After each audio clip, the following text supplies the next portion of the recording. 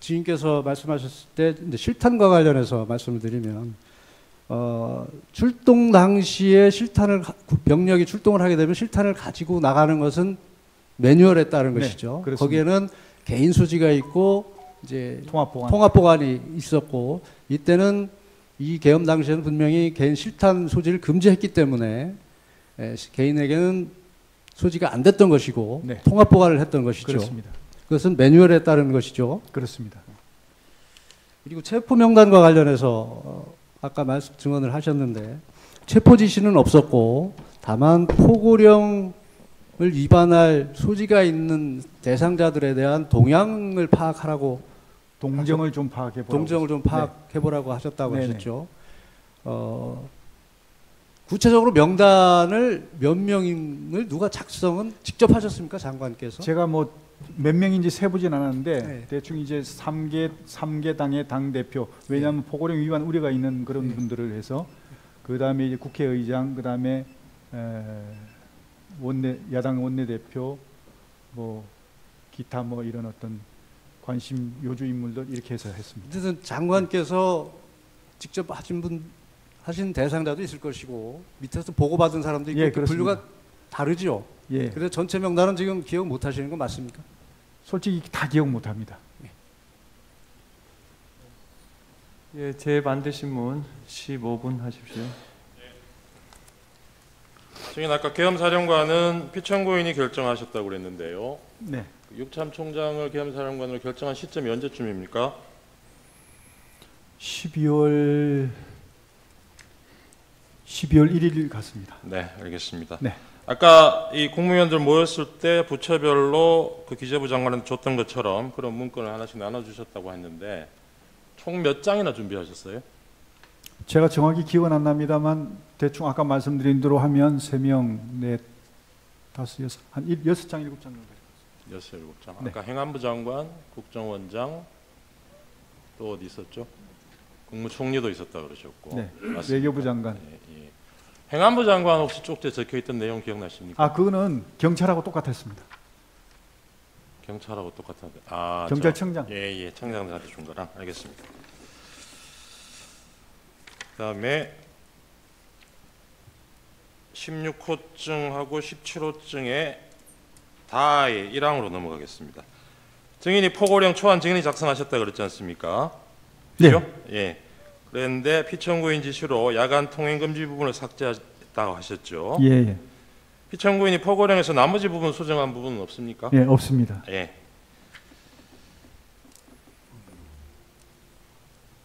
갑 35호증 중에 28쪽 쪽수는 모르겠습니다. 79년 포고문, 2017년 포고문 제시하겠습니다. 아까 그 참조하셨다는 2017년 계엄 문건에 들어있는 겁니다. 1979년, 그러니까 11.6 사태 때 계엄 포고문이에요. 이것도 네. 이때 한번 보셨죠?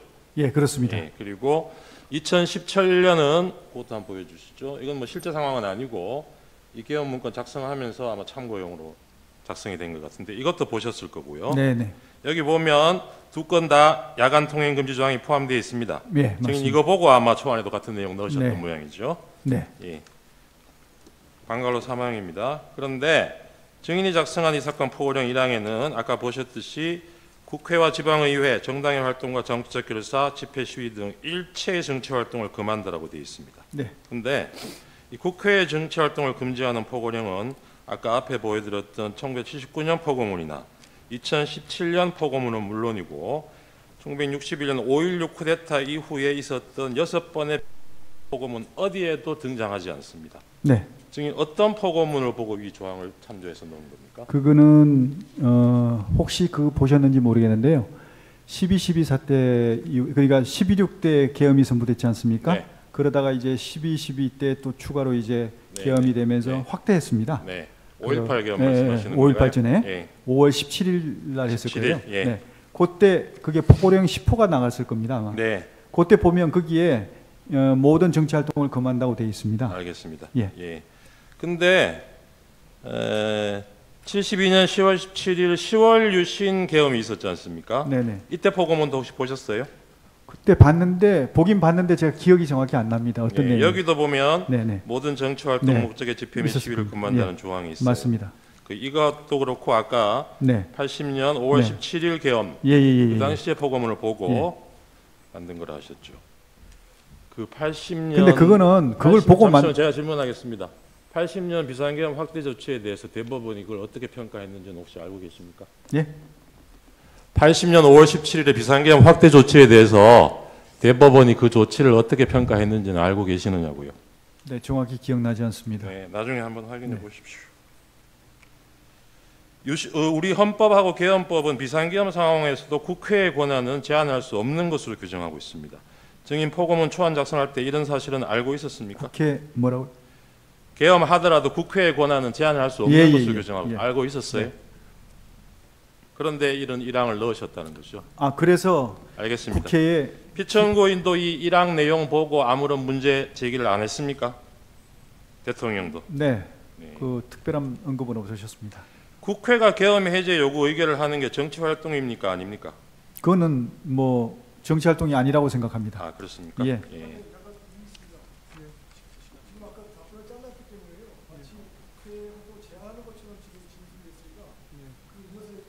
지금 이어서 제안하는 게 아니라고 말씀하시네요. 그 점에 관해서 3분 동안 피청구인 측에게 제재 주시문 기회를 드리겠습니다. 됐죠? 아니 그렇게 하겠습니다. 예, 제재 주. 네. 아, 그러니까요.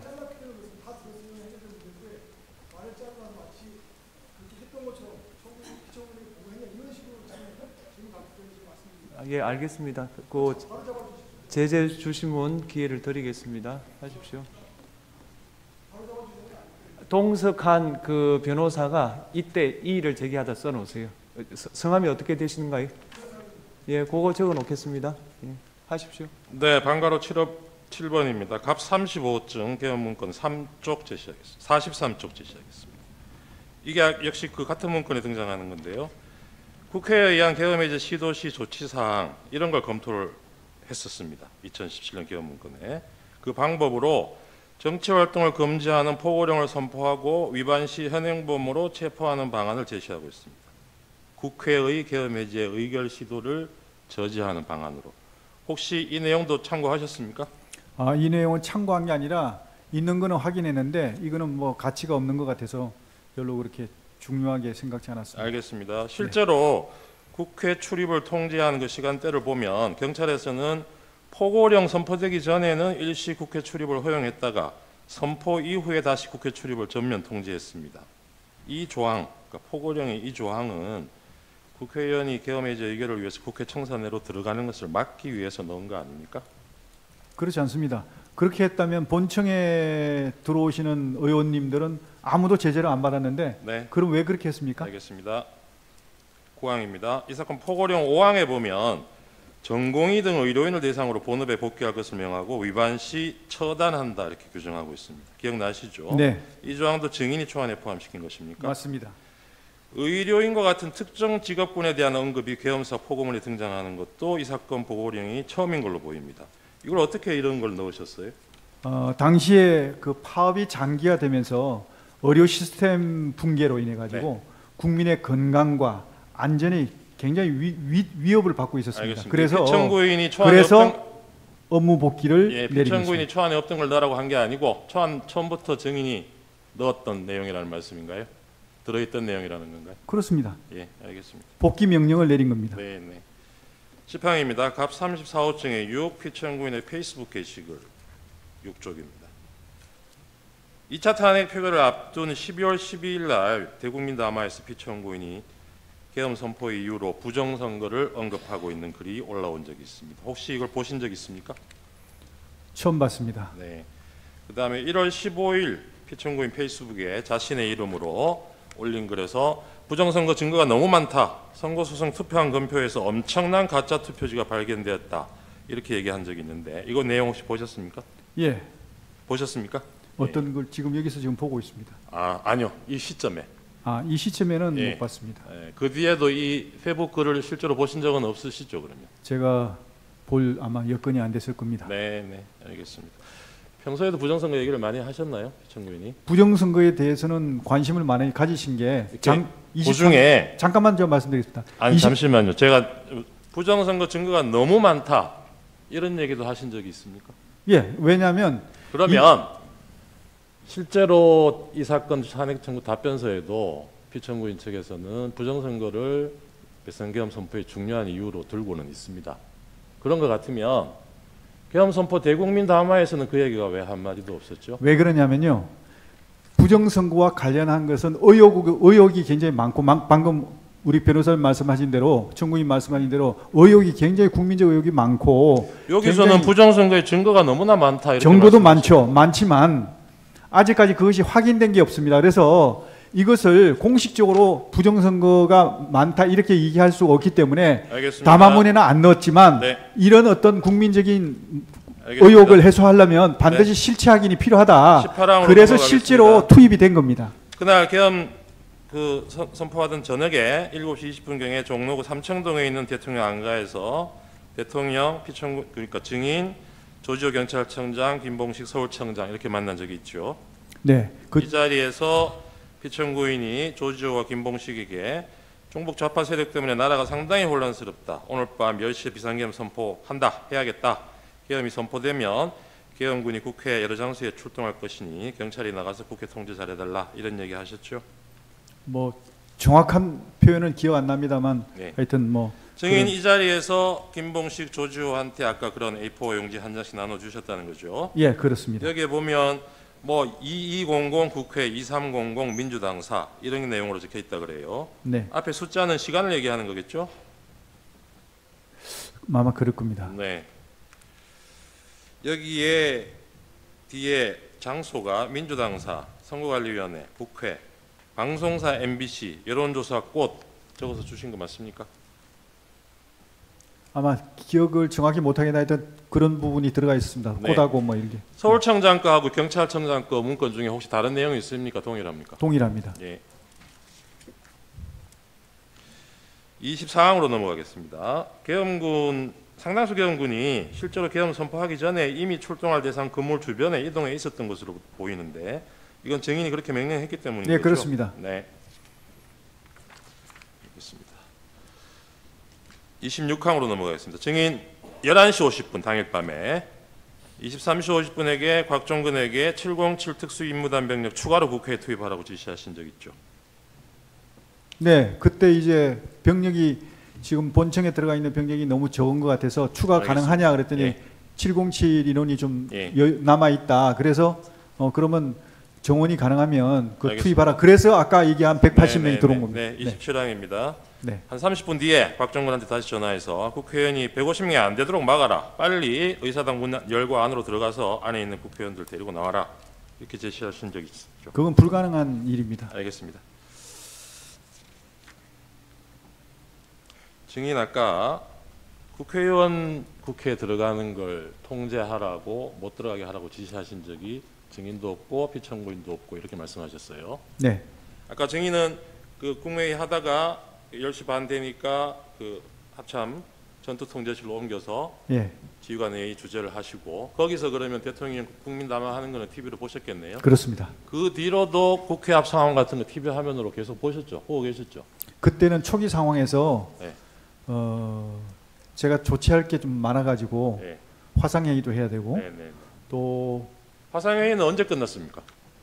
화상회의는 글쎄 시작하고 그 길게 하진 않았습니다. 한 10분 내외로 아, 한 것 그렇습니까? 같습니다. 그러면 그 뒤에 국회 상황이 어떻게 되는지 뭐 그러고 계속 나서 또 지켜보고 뭐 계셨을 것 같은데. 그러고 나서 또 저기 계엄사령관한테 뭐 시행 알겠습니다. 포고문 하고 뭐 이렇게 예. 하다 보니까 또 그때 방송에 국회 그냥 생중계로 계속 비춰주면서 못 들어가는 국회의원이 있고 담을 넘어가는 국회의원도 있고 그 장면이 계속 나왔어요. 아, 네. 그거 보셨으면은 네. 이거 나나 피청구인이 지시한 내용하고 다르다.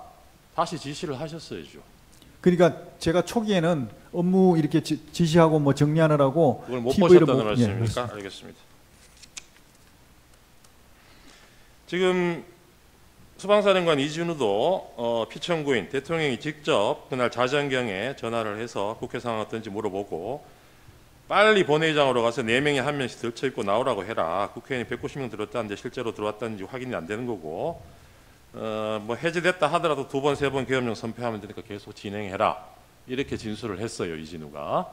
증인은 이 진술이 사실이 아닐 거라고 생각하시는 거죠? 예, 저는 이해할 수 없습니다. 그런데 왜냐하면 피청구인이 이런 지시를 안 했는데 증인의 부하들이 군통수권자인 대통령의 지시를 두고 거짓말을 할 이유가 뭘까요? 글쎄, 그거는 저도 이해가지 않습니다. 알겠습니다.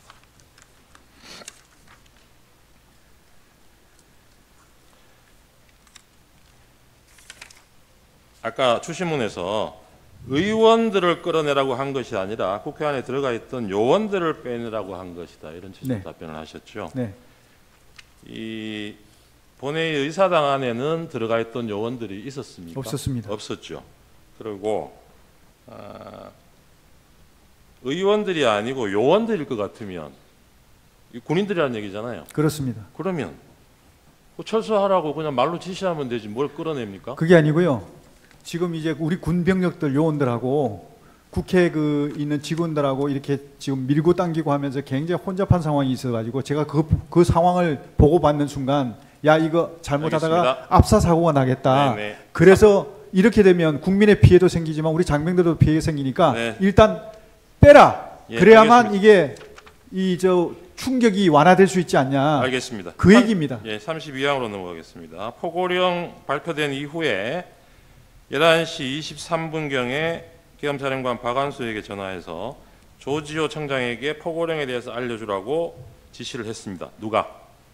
대통령이, 피청구인이. 혹시 이 내용 알고 계십니까? 보고받지 못했습니다. 맞지 못했어요? 네. 예, 알겠습니다.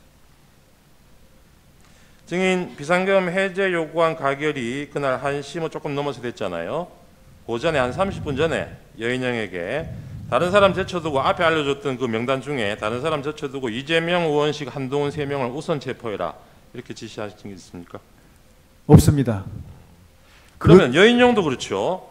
이런 지시를 안 받았는데 여인영이 그 앞에 받았던 14명 중에 이 3명을 특정해서 우선 체포하라고 지시할 이유가 뭘까요? 그 상황 자체가 그때 아까도 말씀드렸지만 혐의도 없고 체포할 수 있는 기구도 구성이 안 됐습니다. 알겠습니다. 구성이 안 돼 있는데 무슨 놈을 체포를 합니까? 네, 네. 이 명단은 누가 정해준 겁니까? 14명. 14명 제가 아까 말씀드린 대로 14명을 특정한 게 아니고 제가 이렇게 쭉 이 주요 포고령 위반 우리가 있는 그런 어떤 정치인들 주요 인물들을 이렇게 쭉 얘기해주고 그리고 이제 네 그리고 또 관심 있는 인원들 알겠습니다. 이런 어떤 몇 명이 예. 얘기해주고 이렇게 했지 몇 명을 딱 특정해서 얘기한 게 아닙니다. 네, 알겠습니다. 예, 그만하겠습니다. 네. 예, 제재 주신문 3분 하십시오. 주시면은 제가 그냥 잠깐 하겠습니다. 그 포고령과 관련해서 아마 제 기억에는 12월 1일 또는 2일 밤에 네. 우리 장관께서 제 관저에 네. 그걸 가지고 오신 거로 기억이 됩니다. 네. 기억나시죠? 맞습니다. 예. 네.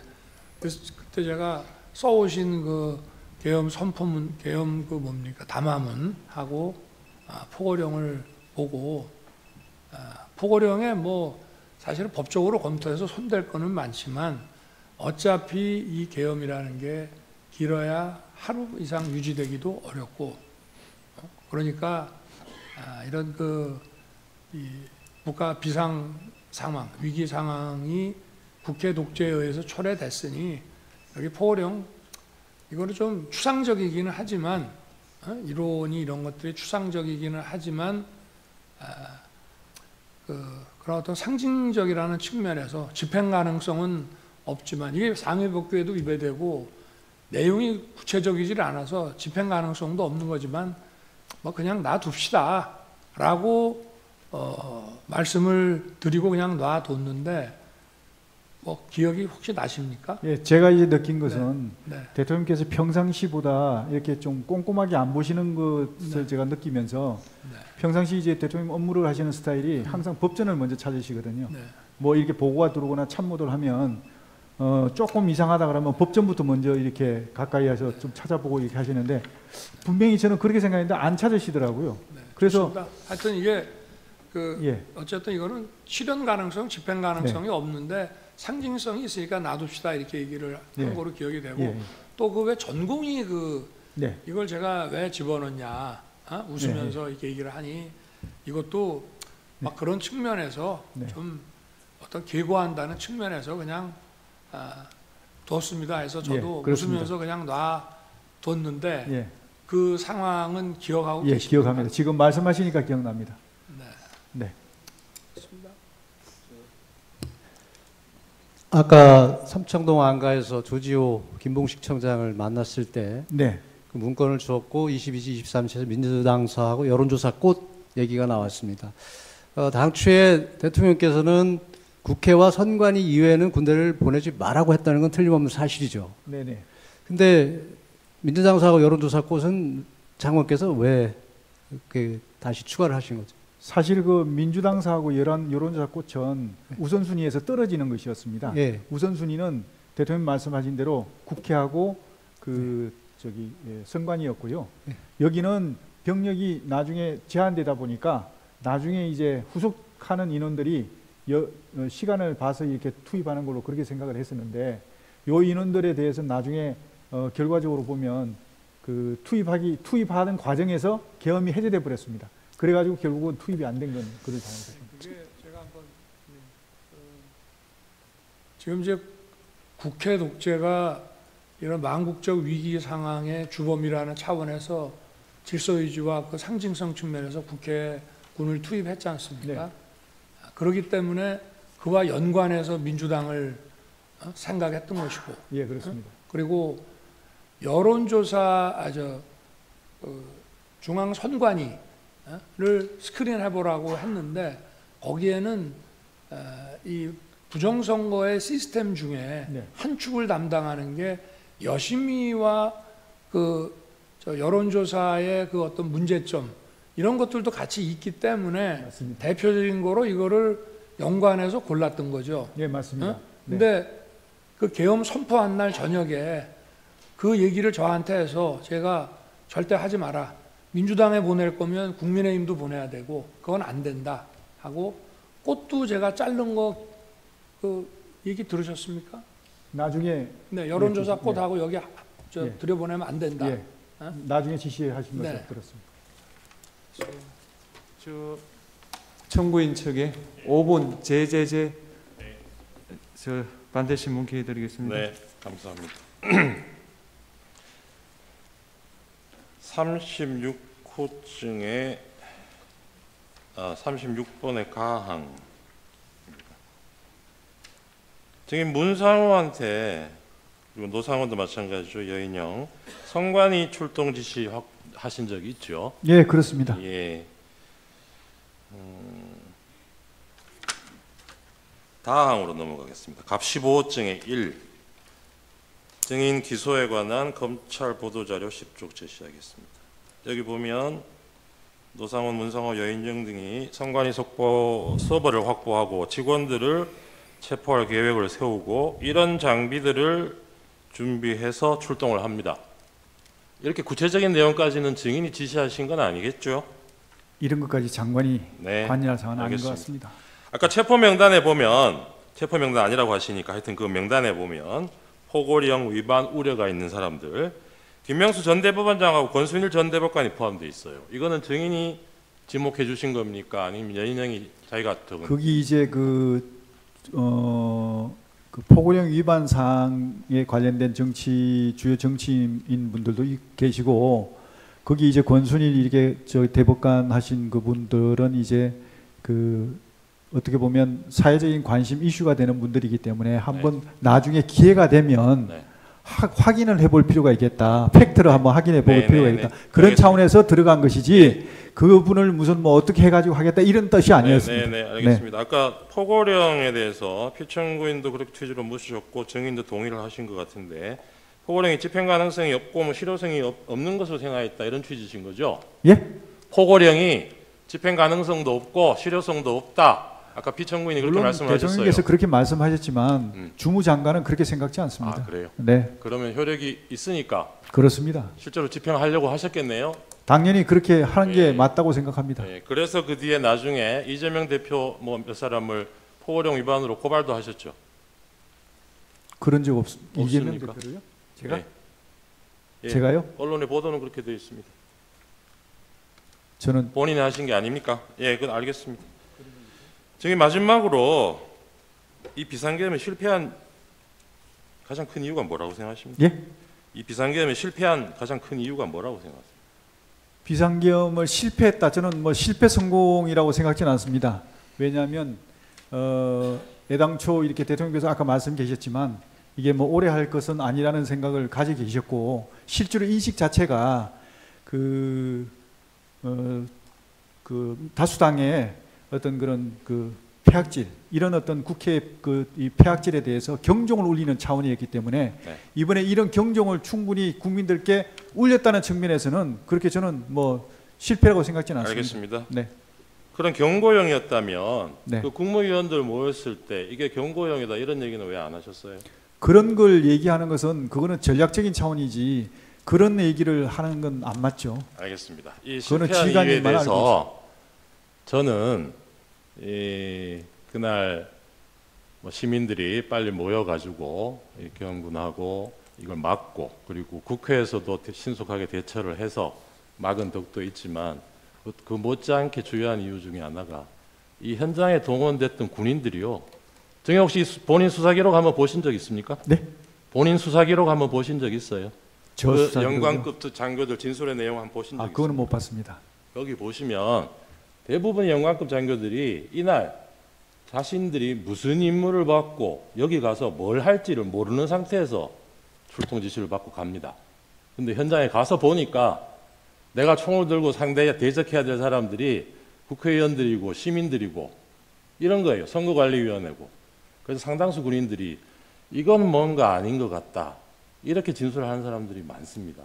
그런데 그 실패 요인이 아까 그런 덕도 있지만 저는 못지않게 큰 것 중에 하나가 이 증인이나 피청구인이 이 계엄에 말하자면 실행 인력으로 동원했던 이 군인들조차도 이 계엄의 명분을 설득하지 못했기 때문에 이렇게 생각합니다.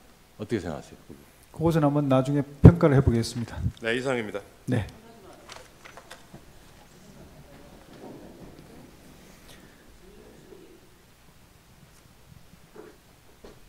증인 혹시 계엄 해제 직후에 전군 지휘관 회의에서 이런 말을 하신 적 있는지 모르겠어요.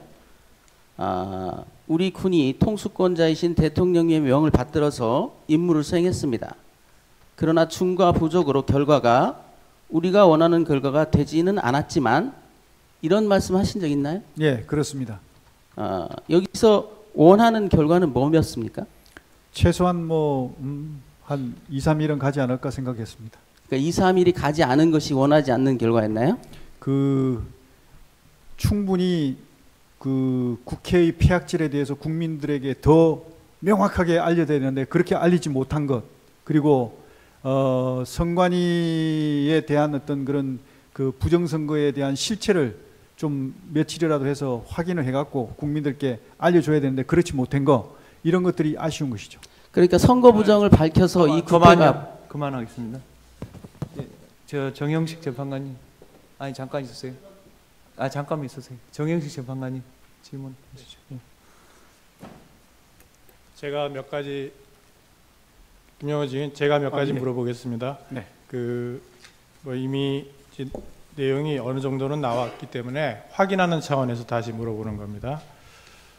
12월 3일 날 22시 17분경에 이제 국무회의 구성원 11명이 대통령실 대접견실에 모였을 때, 다 모였지 않습니까? 네. 이때 11명이 모였을 때 이제 피청구인이 비상계엄에 관한 구체적인 내용, 그러니까 비상계엄의 실체적 요건이 충족됐는지, 그리고 시행 일시, 시행 지역, 그리고 계엄 사령관 등에 관해서 이야기를 했습니까? 제가 아니, 그 문건을 대통령님 하신 게 아니고요. 예, 제가 이제 그게 의안이었기 때문에 예. 의안이었기 때문에 제가 계엄 선포문, 그러니까 공고문이죠. 그거를 다 나눠드렸습니다. 그러니까 제 말은 네. 그러니까 구체적인 비상계엄의 내용, 실체적인 요건이 충족됐는지 그 심의를 하는 것을 말씀드리는 거예요. 그러니까 실체적인 요건이 있어야 될 거 아닙니까? 그 요건이 충족됐는지, 그리고 일시는 언제 한다, 그리고 시행지역은 어디다, 그리고 계엄사령관은 누구다, 이런 얘기를 구체적으로 이야기를 한 적이 있느냐 하는 겁니다. 그 포고문을 아까 다 줬다는 것이고.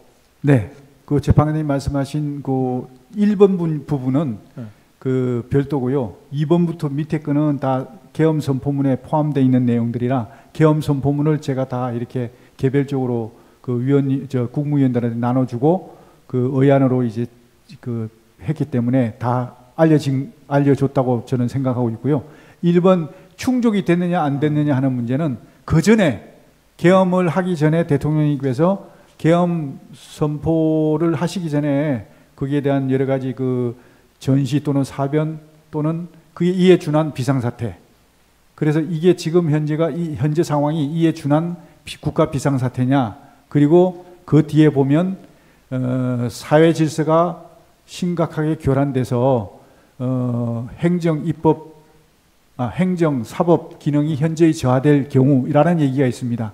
국회도 사회지 않습니까? 그러니까 제가 여쭤보는 말씀은 피청구인 대통령이 그 당시에 그런 얘기를 현장에서 했느냐 이걸 묻고 있는 겁니다. 현장에서 11명이 모였을 때 11명 모였을 때 말씀하신 건 제가 못 들었고요. 개별적으로 이렇게 하실 때 계엄의 필요성, 당위성에 대해서는 말씀하시는 걸 들었습니다. 개별적으로는 얘기했지만 11명이 다 모였을 때 구체적으로 그런 얘기를 한 적은 없다. 그다음에 국무회의 당시에 국무위원들을 상대로 이번 비상계엄은 거대 야당에 경고하기 위한 것이다. 경종을 위해. 경종을 울리기 위한 것이다. 그리고 중앙선거관리위원회의 선거관리 시스템을 점검하기 위한 것이다. 이런 취지의 말을 했습니까? 누가 제가요 아니면 대통령이? 언제?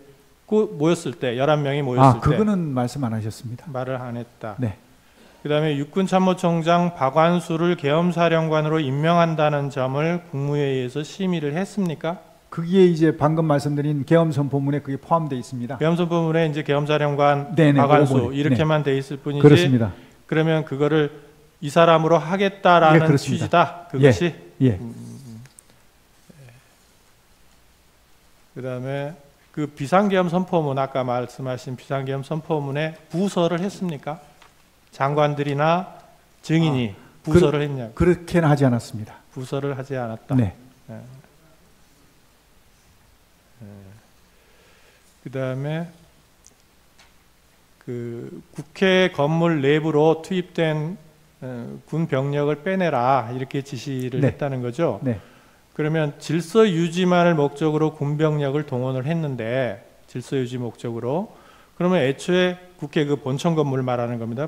본청 건물 안에 군 병력이 왜 들어갔습니까? 질서 유지를 하는데 그 안에는 어차피 의원들 들어가 있고 의원 관계자들이 들어가 있을 텐데 외부에 뭐 시민들이나 이런 사람은 들어가지는 않은 상태인데 굳이 거기를 군 병력이 왜 본청에 유리창을 깨고 진입을 했습니까?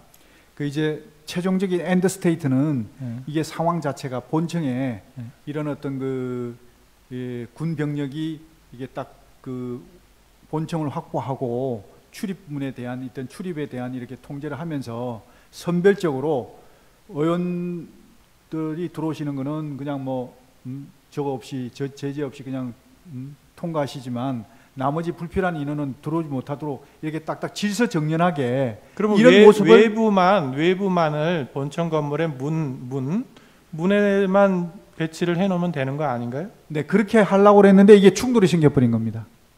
들어갔으니까 충돌이 생긴 게 아니에요?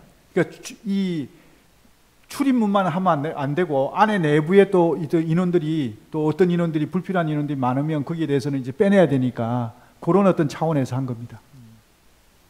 그리고 그 아까 자꾸 체포 이런 얘기가 나오는데 증인은 이제 포고령을 위반할 개연성이 높은 사람들을 몇 명을 추려서 말하자면 동태를 파악하라고 알려준 것이다 이런 취지였죠. 예, 동정을 좀 확인해. 그 말이 왜 체포로 바뀐 겁니까? 그러니까 이제 다른 사람은 체포하라고 지시했다는 취지로 얘기를 하는데 그게 증인이 얘기할 때 동정을 파악하라라고만 말씀을 하셨지만 동정을 파악해서 포고령을 위반하면 체포해야 된다 이렇게까지 말씀을 하신 건 아닌가요 혹시? 그건 아닙니다. 체포라는 말은 꺼내지도 않았습니까? 그렇습니다. 왜냐하면 체포를 하려고 그러면 체포를 할 수 있는 기구가 구성이 돼야 되는데 그때가 안 됐다는 겁니다. 그 말씀은 아까도 하셨고 예. 그러니까는 그 말하자면 이 사람들이 계엄 포고령을 위반할 가능성이 높은 사람이니까 동정을 감시해라라고 그렇습니다. 했다는 말은 네.